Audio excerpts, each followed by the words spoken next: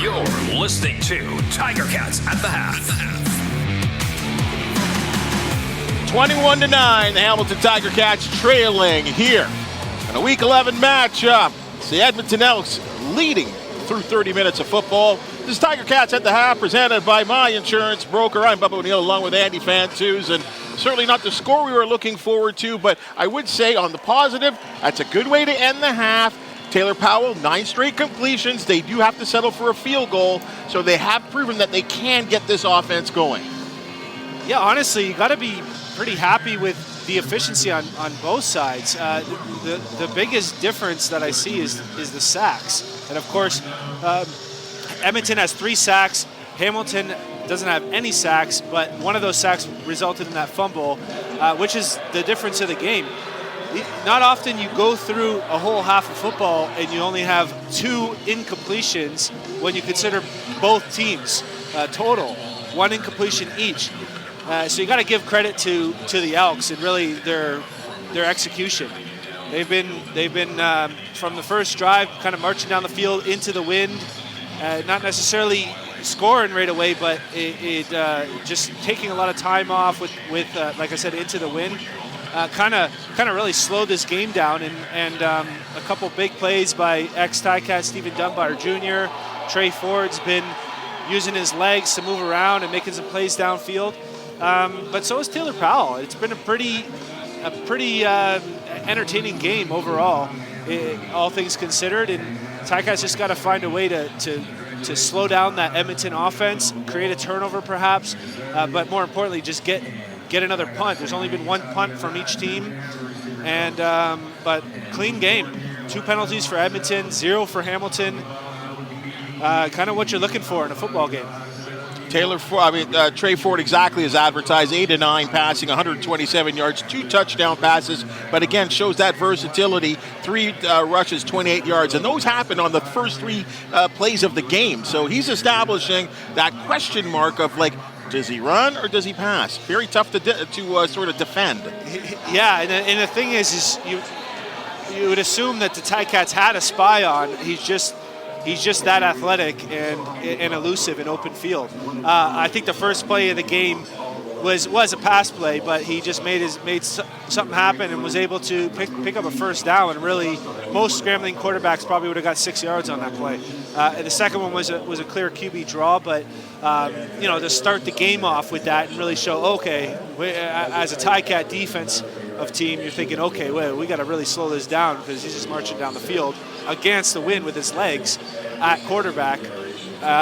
But then he was able to do it in the air as well. 8 of 9, 127 yards, like you said. So, Ticats have some good things going on. Tim White's getting involved. He's got 6 catches already. James Butler, 7 carries, 69 yards, a touchdown. A lot of good aspects, positive aspects of that first half, other than the sacks, and one resulting in that fumble. Well, as we just transition from the game, it's time to bring in our alumnus of this distinction. And again, we've had some wonderful men come up with us, and this one is a special for Hamiltonians.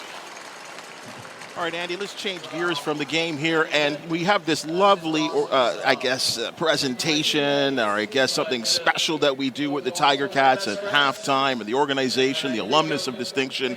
We've had some unbelievably amazing names roll through here, but I'm going to tell you this guy, as you well know, he's a rock star in Hamilton. I mean, and there's not a lot of kickers that are rock stars around football in North America. But he wore number 3. He wore it proudly. He's still the record holder of so many records in Ticats lore. Paul Osbaldiston, again, congratulations on this being your night. And you get to share it with the likes of Doug Flutie. What an honor this has got to be for you. Oh, yeah. Darren's so special to be able to present him to the fans when his name is going up on the Wall of Honor is one of the greatest things I've ever done.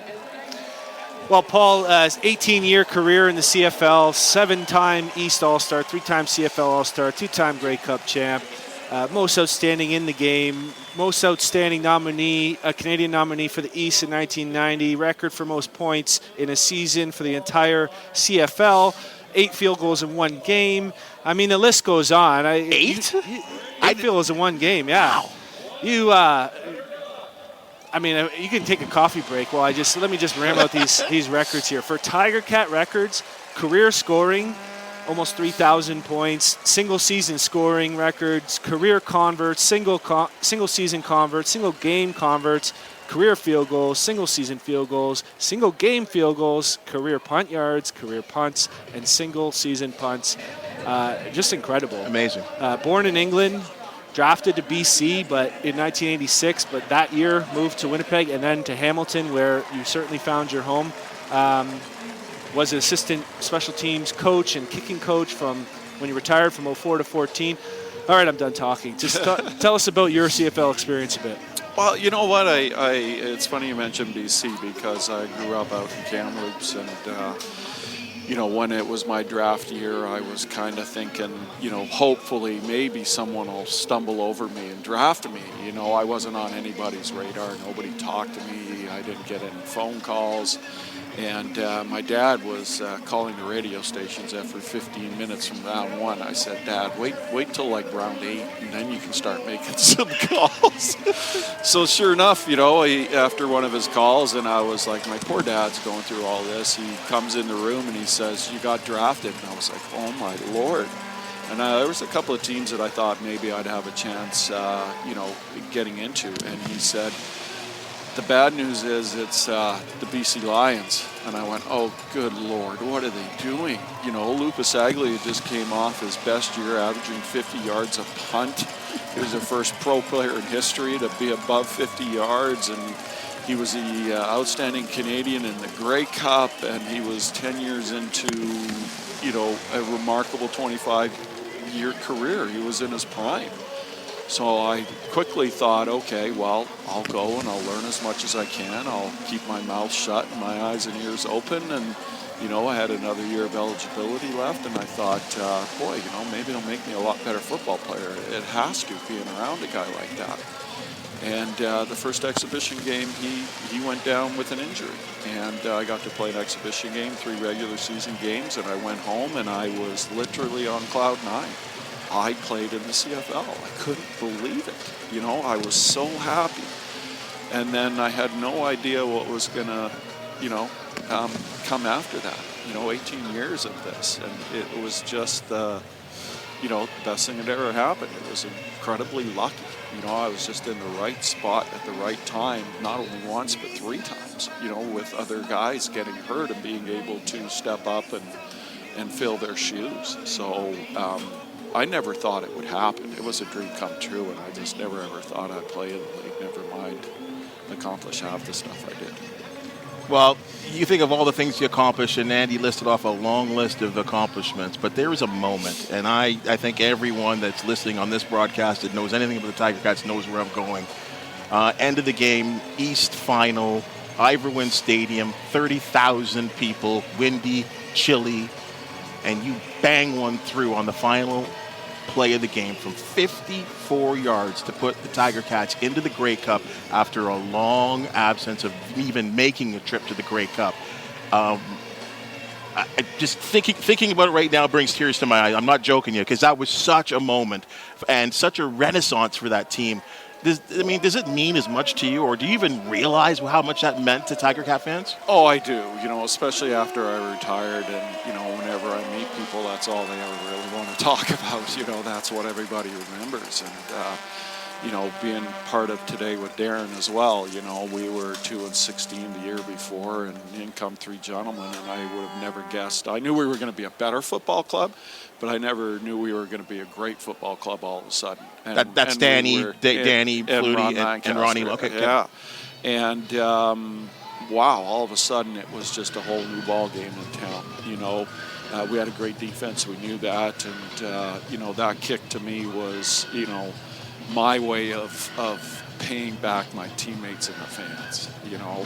And it's funny. I remember about 10, 12 years after the kick, walking down the street, and it just stopped me in my tracks, and I thought, what if I'd have missed? The whole, obviously leading into the kick, I'm going to make this. I always do. That was my mentality. I didn't care how far it was, what was going on. I always make these. I always will. And after I was, I knew I was going to make it. That's why I went out on the field and kicked the darn thing. And it just hit me all of a sudden. I was like, what would my footprint be in Hamilton football if I hadn't made that field goal? And that's when it really hit me that, what a moment it was, and how fortunate I was to contribute to that. That's amazing. All the young listeners, make sure you have the right mindset going into the big moment. Like it's on YouTube. It's there. You can reflect a little bit otherwise after the fact, but a good lesson there to always think you're going to make it. Yep. I often see you at the games here, taking in the Ticats. What are you doing with yourself now?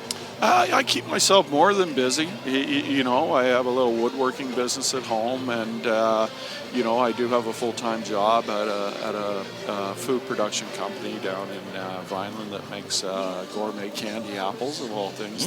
They're beautiful, and I got two great kids who are 16 and 18, Evan and Julian, and a wonderful wife, and life is good.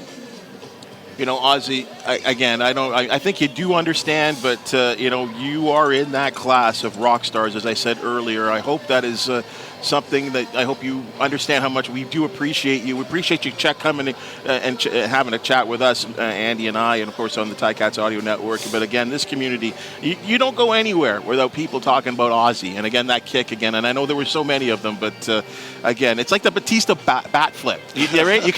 That will be the one moment, right? But, again, for all the years and all the good times, and even joining me on television at CHCH over the years when you're retired, thank you so much. Thank you for joining us, and enjoy your moment with all your buddies out there, because all your buddies are here. That's got to be fun. It's pretty special, really special, and a great day for Darren. Well deserved.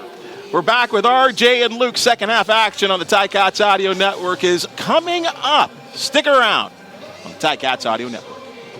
Are you thinking of taking the dog for a walk? Feeling like you should head to the gym? Maybe you need to restock the fridge and don't want to miss a single snap of Tiger Cats football. We've got you covered. Catch it all live on ticats.ca or on the Ticats All Access app.